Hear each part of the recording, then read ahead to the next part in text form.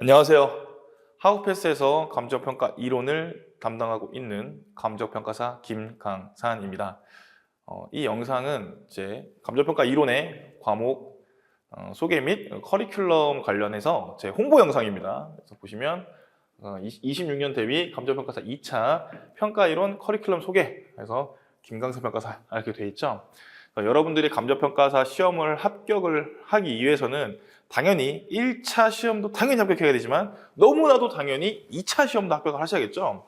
그래서 이 2차 시험의 합격을 도와드리기 위해서 저희 학원에서 실무 이론 법규 각각 강사님들이 계시는데요. 그중에 저는 이론을 담당하고 있고 합격을 하려면 감정평가 이론을 정복을 해야 됩니다. 결론부터 말씀드리면 그래요. 굉장히 어렵고 험난한 길이겠지만 저랑 하게 된다면 쉽고 재밌고 유쾌하게 감정평가 이론을 끝낼 수 있을 것입니다. 저는 그렇게 단언해요.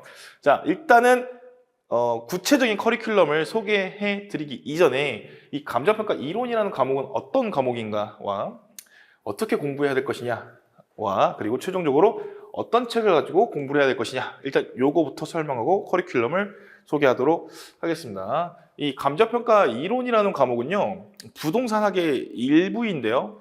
부동산학은요, 고유한 이론이 없어요. 1차 때 부동산학 원론을 공부해 보신 분들은 아시겠지만 우리끼리 얘기지만 짬뽕된 학문이거든요. 경제학, 뭐 통계학, 사회학, 경영학, 뭐 건축학, 뭐 심지어 법학 이런 것들이 다 짬뽕된 그런 학문의 일부가 감정평가 이론이기 때문에 요 과목을 소개할 때 항상 조금 애매해요. 뭐라고 소개해야 될까? 이렇게 애매한데 저는 쉽게 어떻게 설명드리냐면 부동산 시장을 해석하는 능력 이렇게 이렇게 설명드립니다. 그러니까 감정평가 이론을 잘한다라고 말하는 거는 부동산 시장을 잘 해석할 수 있다 이렇게 표현할 수 있다는 거죠. 그래서 그러면 이 부동산 시장을 잘 보고 잘 분석하는 능력을 키우려면 어떻게 해야 되는 것이냐 하는 게 바로 요 커리큘럼과 요 과목의 소개가 되겠습니다. 그리고 이 이론만 드리기 조금 아쉬우니까 우리가 2차 시험을 볼 때 시험 보는 과목이 감정평가 실무, 이론, 법규인데요. 각각의 과목의 특성을 조금씩만 말씀드릴게요. 감정평가 실무 같은 경우는 저 건물이 얼마냐 라고 물어볼 때 계산을 해서 저 건물은 100억입니다. 이렇게 표현하는 것이 감정평가 실무이고요. 감정평가 이론 같은 경우는 저게 왜 100억인지를 설명해주는 이론이에요. 크게 두 개로 나뉘거든요. 저 건물이 무엇이냐 이렇게 설명하는 게 하나 있고요. 저 건물을 감정평가를 어떻게 해야 되는 것이냐 이렇게 설명하는 것이 있습니다. 전자를 보통 우리는 감정평가 이론의 총론 파트라고 하게 되고요. 후자를 강론 파트라고 하게 됩니다. 그래서 크게 이론은 두 개로 나뉘게 돼요. 그 다음에 법규에 대해서 말씀드리겠습니다. 감정평가 법규는 크게 두 파트로 나뉘어져요. 그래서 행정법 일반과 그 다음에 우리가 흔히 말하는 토지보상법이나 감정평가법 같이 개별 법률 이렇게 크게 두 개로 나눠지게 됩니다. 행정법 같은 경우는 명시적으로 과목 소개 또는 이제 우리 홈페이지 들어가면 과목 소개 있잖아요. 거기에 명시적으로 행정법을 본다라고 나와 있지는 않는데 이 밑에 개별 법령을 풀기 위해서는 반드시 행정법을 알아야 돼요. 그래서 감정평가 법규 같은 경우는 두 파트로 나눠지게 된다. 이렇게 간단하게 설명드릴 수 있을 것 같습니다. 자, 그러면 감정평가 이론을 어떻게 공부해야 되는 것이냐?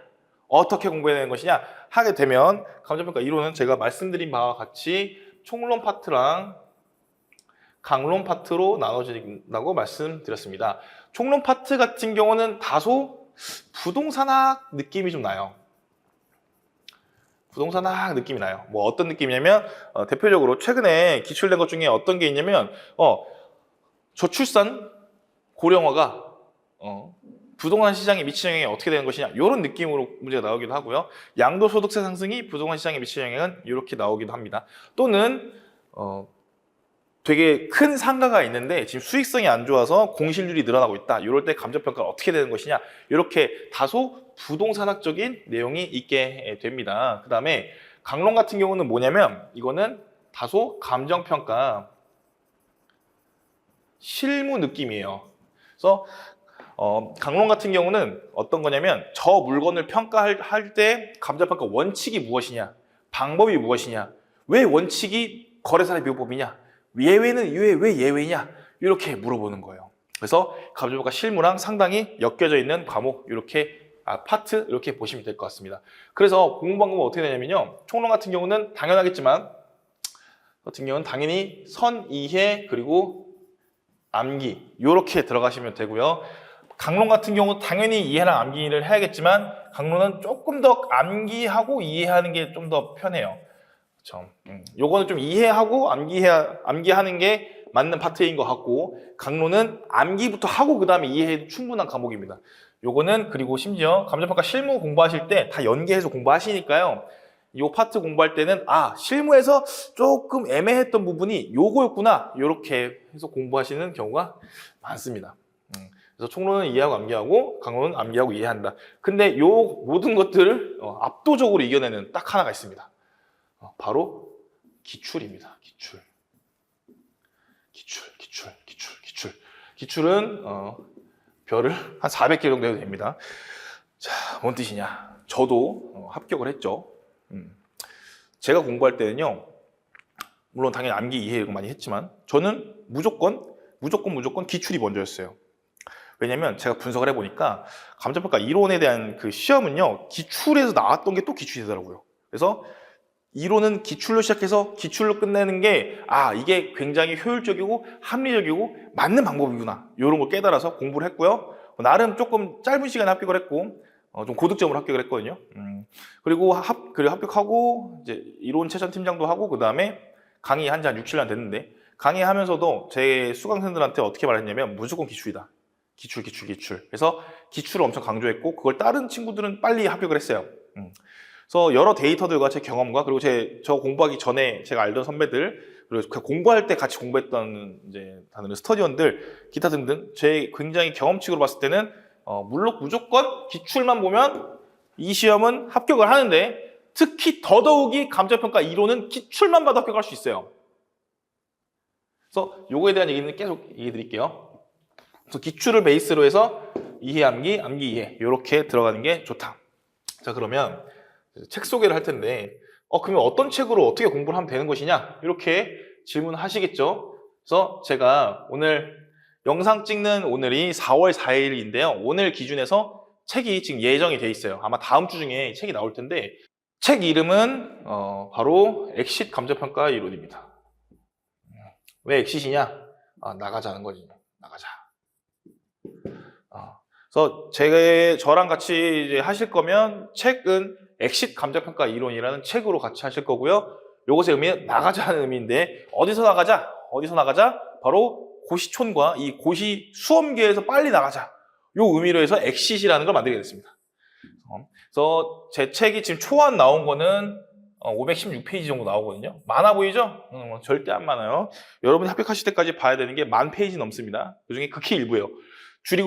줄여서 만든 거고요. 제가 지금까지 기본서를 거의 매년 만들었는데 올해는 진짜 완전 집대성 시켜놨습니다. 요 책 한 권이면 다 풀 수 있어요. 어떤 컨셉이냐면 자, 우리가 지금까지 기출이 35회까지 나왔잖아요. 그죠? 그래서 1회 1번부터 35회 4번까지 모든 문제를 다 이 책에 넣어놨습니다. 그러니까 기출문 책은 아니고 어떻게 넣어놨냐면 어떤 파트, 어떤 내용에서 어떤 기출문제가 기출되는지 이런 걸 싹 다 분석해서 넣어놨어요. 심지어 제 기본서에 없는 문제가 나왔잖아요. 그러면 여기랑 연관돼서 뭐가 나왔는지도 끌고 와서 넣어놨어요. 그래서 제 책을 1회 독을 하면요. 모든 문제를 다 풀 수 있어요. 어렵지만 다 풀 수 있습니다. 그래서 제 책의 완전 컨셉은 뭐냐면 내 이 책 한 권만 가지고도 기출 문제를 풀 수 있다. 요것이 제 책의 컨셉이에요. 그쵸? 컨셉이어가지고 왜냐면 제가 지금까지 공부하다가 보니까 우리가 기본적으로 기초나 기본 강의를 듣고 학원에서 단과 강의를 듣고 스터디까지 그래야 어느 정도 이론이 완성되는 느낌이 들어오는데 그럼 자료가 막 이만하거든요. 중구난방으로 돼 있고 그리고 어떤 한 현상에 대해서 A 학자, B 교수, C 박사 이런 사람들이 정의하는 게 달라요. 나중에 파다 보면 결국에 같은 의미인데 표현하는 게 달라서 어렵단 말이에요. 공부하는 게 어려워요. 근데 제 책을 보시면 어떻게 되냐 하면 이 책 한 권으로 일단 기출은 다 풀 수 있다. 요 컨셉으로 만들었어요. 그래서 요거를 갖고 강의를 진행할 거니까 제 책이랑 자료랑 그런 것들은 의심하지 마시고 같이 보시면 좋겠습니다. 그리고 이론이 아까 말씀드린 것처럼 잡다한 학문이 합쳐져 있고 교수님들 위주의 그런 학문이기 때문에 되게 딱딱해요. 재미가 없어. 시험 문제조차도 재미가 없어요. 근데 이걸 어떻게 하면 좀 말랑말랑하게 부드럽게 전달할 수 있을까? 이 고민을 되게 많이 했습니다. 그게 이 책에 들어가 있고 이제 제가 설명드릴 커리큘럼에 다 들어가 있습니다. 자, 그러면 같이 볼까요? 제 커리큘럼은 크게 4개로 나눠져 있는데요. 4개도 2개로 나눌 수 있어요. 3개가 한 묶음이고 하나는 다른 묶음이에요. 자, 설명드리겠습니다. 이 3묶음짜리가 어떻게 되어 있냐면 첫 번째 기본 강의 1 있죠. 이게 총론에 해당하는 파트입니다. 그 다음에 두 번째 기본 강의 2가요. 감정평가 강론에 해당하는 파트입니다. 그래서 기본 강의 1이랑 2를 들으면요. 감정평가 이론의 99%는 다 커버 가능해요. 나머지 1%는 솔직히 브리타 문제는 여기서 건들 수는 없어요. 99%는 다 여기서 이제 다 보고, 그 다음에 1회독을 같이 하는 거예요. 1회독을. 그래서, 김강산 감정평가사랑 이렇게 1회독을 한 바퀴 돌렸고, 이제 필기도 막 해놓고 중요한 부분 이렇게 체크했잖아요. 그 다음에 남은 수험 기간 동안 계속 그 책을 돌리는 거예요. 계속 3번이고 5번이고 10번이고 계속 그 책을 돌리는 거예요. 헐 때까지. 그래서 어떻게 효율적으로 돌릴 수 있는지 같이 한 바퀴 돌린다. 이렇게 아시고 접근하시면 좋을 것 같고요. 그 다음에는 기출문제 파트가 있어요. 요거는 직접 쓰신 다음에 제가 첨삭을 해드리거든요. 그래서 우리가 기본 강의 1이랑 2에서 지식을 쌓고 이해하고 암기했던 내용들을 실제로 기출문제를 풀어볼 거예요. 풀어서 제가 첨삭을 해줄 거예요. 요거 이렇게 바꾸세요. 이렇게 해줄 거거든요. 그 파트가 요 파트입니다. 그 다음에 이게 세 묶음이 한 묶음이고요. 그 다음에 26년이 아니라 25년 당장 올해 들어가야 되는 분들이 있죠. 지금 이 영상을 보시는 분 중에 동차도 있을 거고 유예생도 있을 거고 이른바 생동차도 있을 거고 하다못해 감정평가 시험을 공부해야 되냐 말아야 되냐 하는 이런 분들 되게 여러분들이 섞여 있을 텐데 이 강의는 다분히 생동차 및 유예 3년차 다 들을 수 있는 강의입니다. 올해 당장 2차 시험 들어가시는 분들 있죠. 그분들을 상대로 해서 문제풀이 강의 비슷하게 해서 기출문제를 해설 한번 할 거예요. 그래서 이제 구체적인 커리큘럼 얘기 시작하겠습니다. 기본 강의 1은요. 총론 파트예요. 총론 파트고 총론 파트는 기초부터 탄탄히 해야 됩니다. 이거는 너무나도 당연한 사실이에요. 너무나도 당연한 사실. 왜냐면 이게 감정평가 이론 파트가 우리가 드라마 중에 옴니버스식으로 1화랑 2화랑 3화랑 4화, 5화가 다 스토리가 다른 드라마가 있잖아요. 연계성이 없는. 그런 거라면 솔직히 기초가 필요 없어요. 그냥 다 쌩 암기하면 돼요. 근데 안타깝게도 우리 감정평가 이론은요. 1에서부터 10화가 있다 하면요.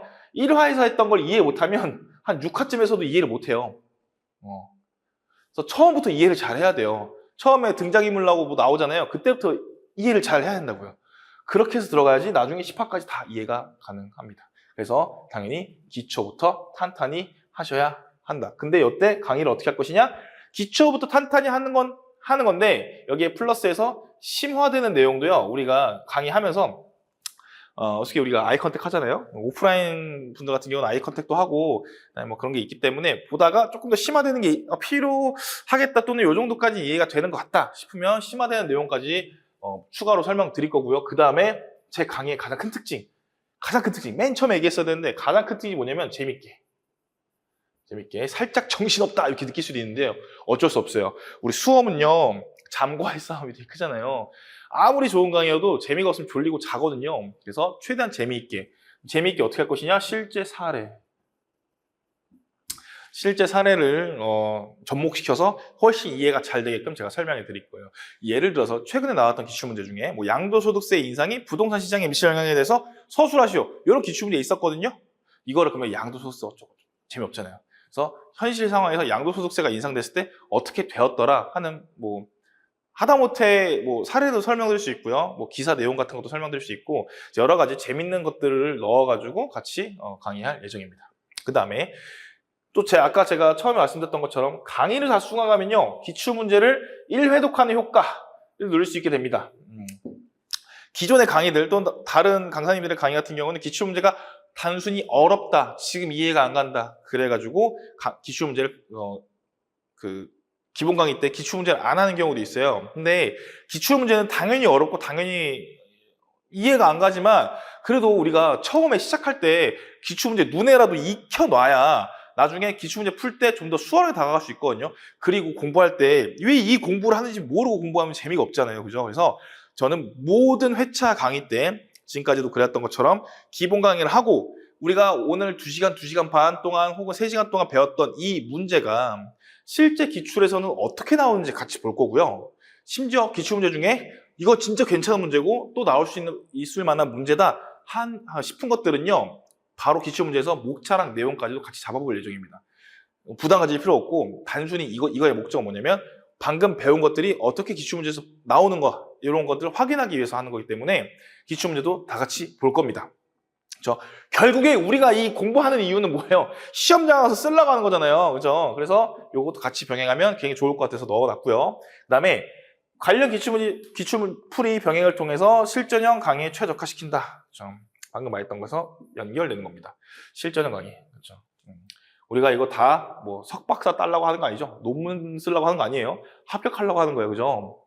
그래서 여기에 가장 최적화하게 기본 강의를 구성할 예정입니다.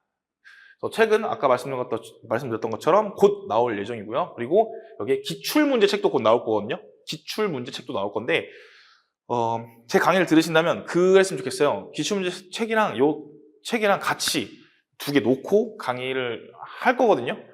없어도 돼요. 그러니까 지금 당장 없어도 되고 강의 들으실 때도 사실 책은 없어도 돼요. 왜냐면 어차피 PPT 띄워서 할 거니까. 근데 효율적인 공부를 하기 위해서는 한 2, 3만 원 더 투자하셔가지고 기출문제 책도 같이 오른쪽에 펴놓고 같이 왔다 갔다 하면서 공부하면 좋을 것 같습니다.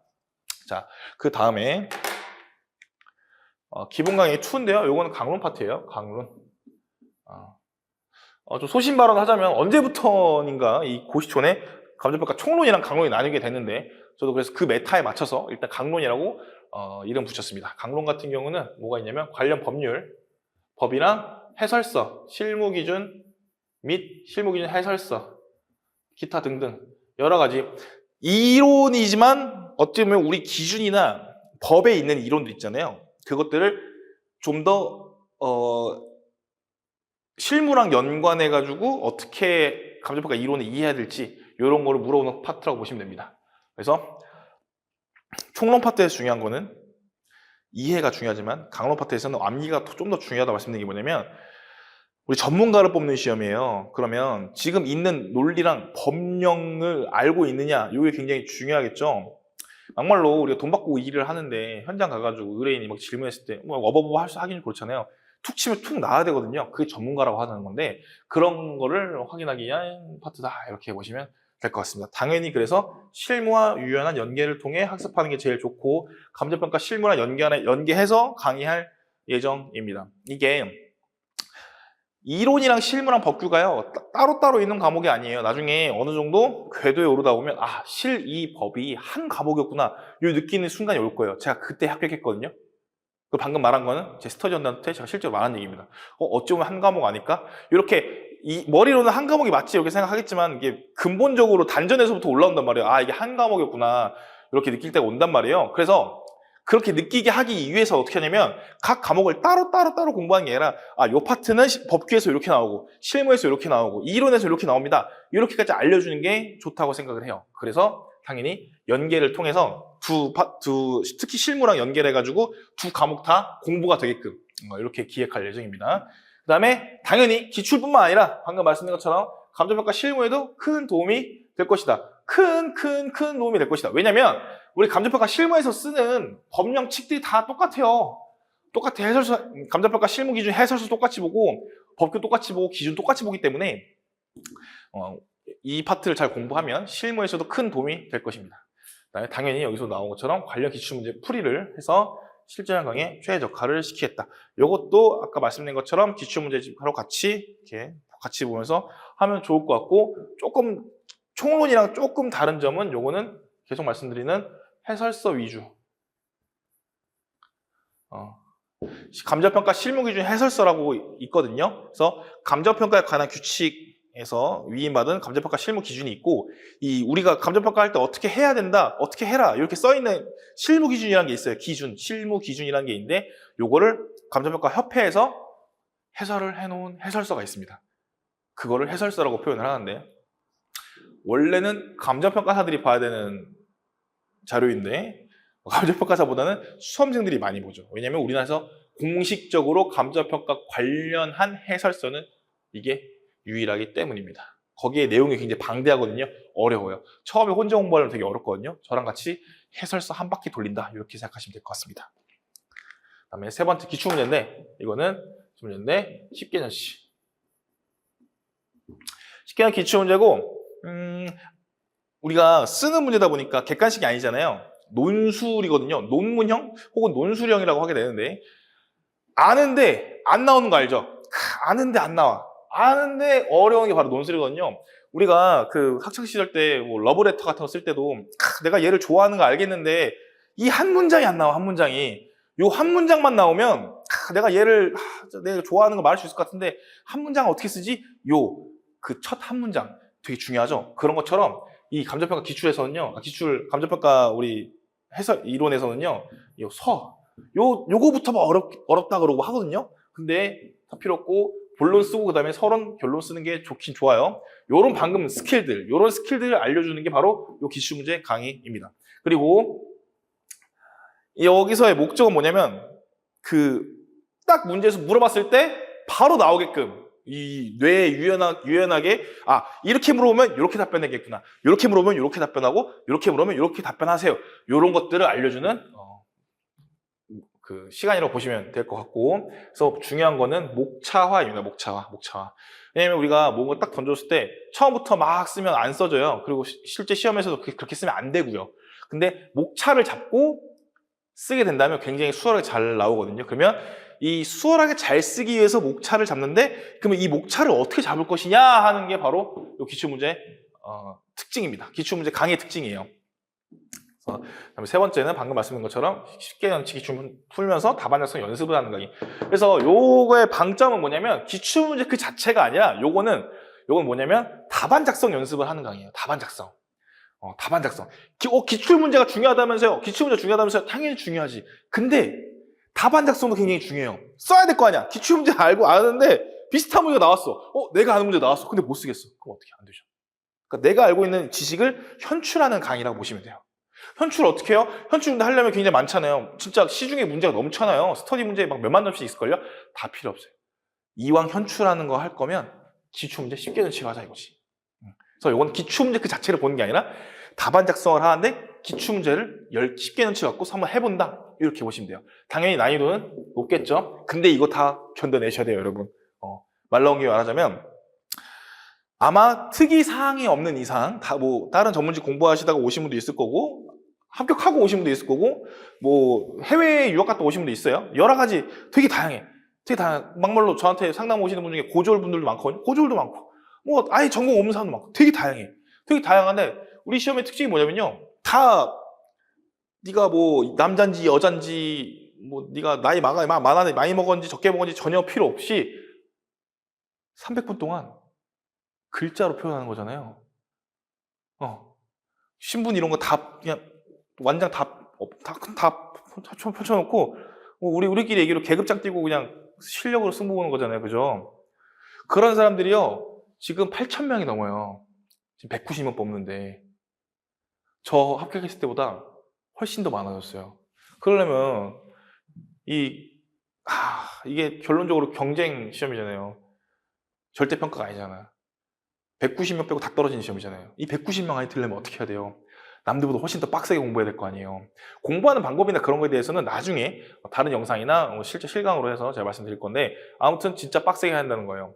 그래서 기출문제 풀 때는요 아마 가을쯤 될 텐데 여러분들이 1, 2에서 했던 거 다 기본 강의 1, 2에서 했던 거 다 소화도 안 됐을 거예요.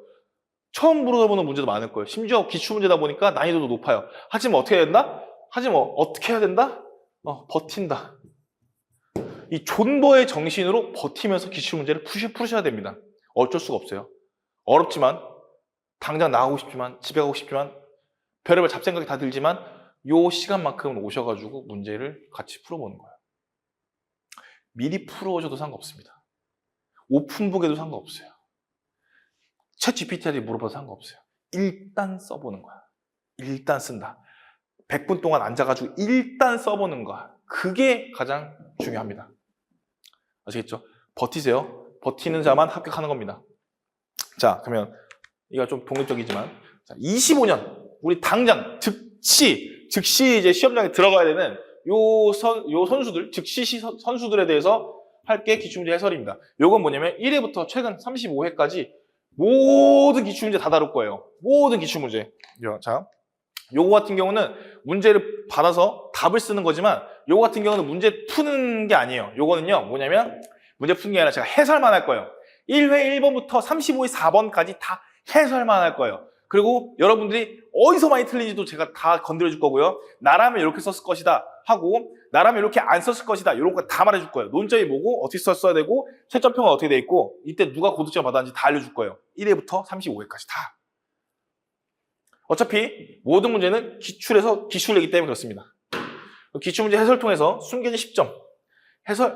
기출문제 아예 안 보신 분요 10점이 뭐야? 20점, 30점 오를 수 있어요. 10점을 올려봅시다. 이런 강의입니다. 요거는 진짜 올해 들어가시는 분들은 반드시 들으셔야 돼요.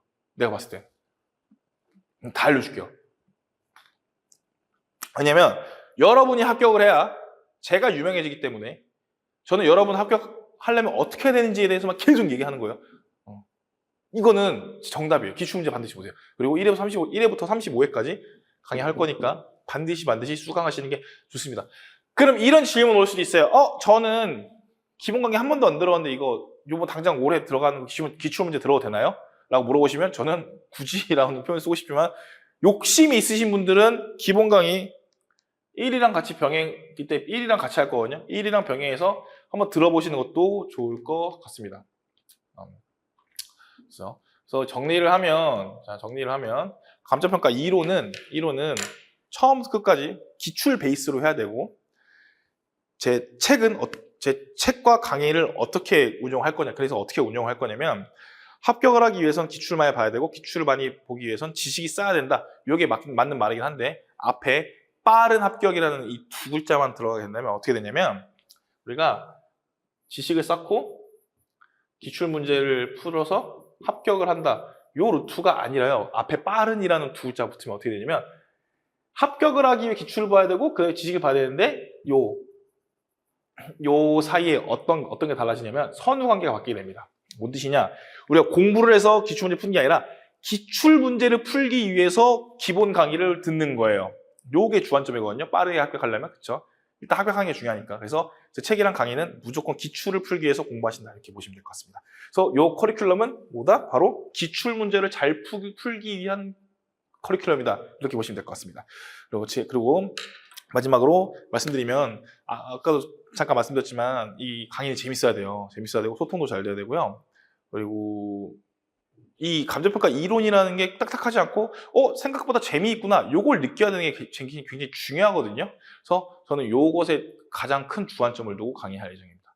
자, 그러면 이렇게 짧은 영상 시청해 주셔서 감사드리고요. 다음에 실제 이렇게 앞에서 저랑 마주보고 같이 대화하면 좋을 것 같고요. 아니면 안 되신다면 이렇게 카메라 넘어서 그 온라인에서 저랑 같이 소통하면 좋을 것 같습니다. 자, 그러면 오늘 여기까지 하고요. 다음에 또 뵙도록 하겠습니다. 길고 짧은 이 영상 봐주셔서 감사합니다. 다음에 또 뵙겠습니다.